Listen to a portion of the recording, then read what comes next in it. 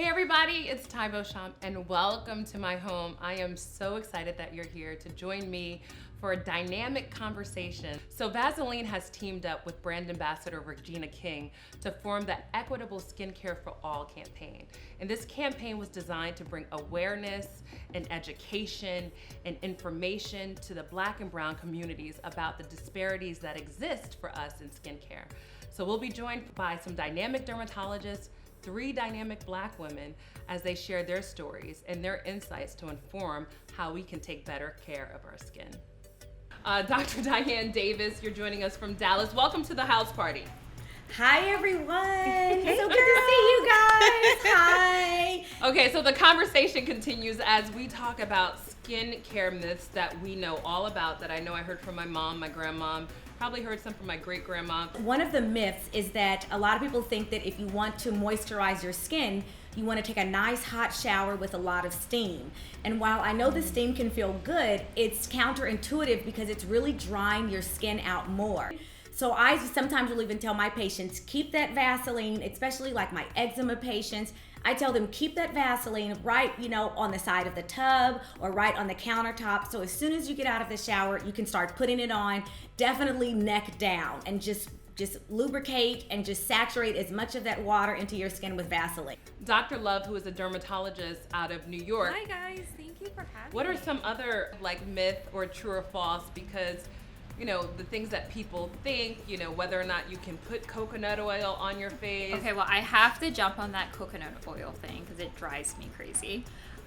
So I get a lot of patients that come in with acne and I say, what are you using for your skincare routine? And it's always like vitamin E or coconut oil. For some reason, we kind of talk about these anti-inflammatory soothing properties of these oils, which I will not deny, but one of the realities is if you have acne prone skin, then you're at risk of having your pores clogged by any oil. And I don't care what list it's on that says that it's low and its ability to clog the pores, it still has potential to clog the pores. And so there are richer moisturizers. Gen Z has started covering their face with Vaseline. Well, okay, that's what I was gonna say. Break it down for me. Yeah. So what is slugging? Well, it's an old trend that our grandmothers have been doing since our grandmothers grew up doing, and we know it from our grandmothers doing it. But basically Gen Z has started kind of covering their face with ointment, particularly Vaseline at night. That is actually okay because Vaseline is non-comedogenic. So there are super hydrating, super moisturizing things that also aren't oily and won't clog your pores. But putting coconut oil or heavy things like vitamin E, they're not the answer. So if your skin is dry and you want to tolerate your acne products, going with something like slugging or Vaseline or an ointment is better than going with something like coconut oil. Interesting. Okay, I'm happy that we're having this conversation because I think it's important that people know even what type of skin you have. And that's why it's important to see a dermatologist, because I think a lot of people just say, I have combination skin. But it could be acne prone skin and all of those different things. Eczema prone skin, rosacea skin, exactly. Yeah. Every time I say that stat about 3% of all dermatologists in the US being Black, I'm literally floored and would have never known until this campaign.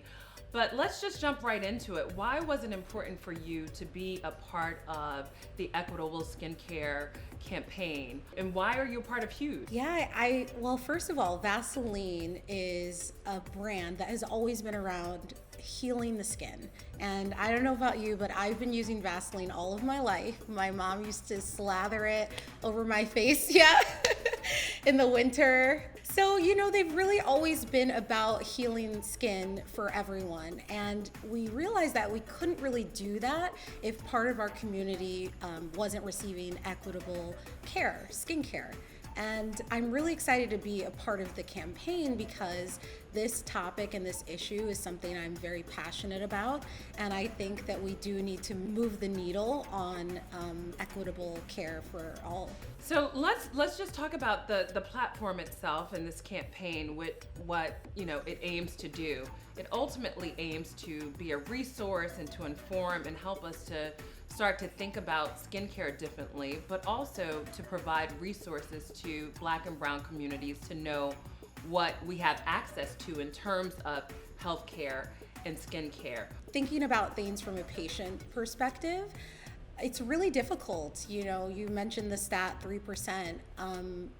Latinx and Black physicians, dermatologists specifically, each make up under 5% of practicing dermatologists. And so since I have been in training, I do not think that number has moved very much. And that means as a patient, it's really difficult to find a physician that looks like you. And there's an important conversation about why that is so important to patients. We have a lot of data that says that patients are more satisfied with their care and have just really higher satisfaction levels and trust in their doctors when they look like them. And so when the Hued platform was created, I thought that that was a great opportunity to make it just easier for patients to find physicians, if that's their preference, that look like them. Thank you, Vaseline, and thank all of you in Hued for doing this.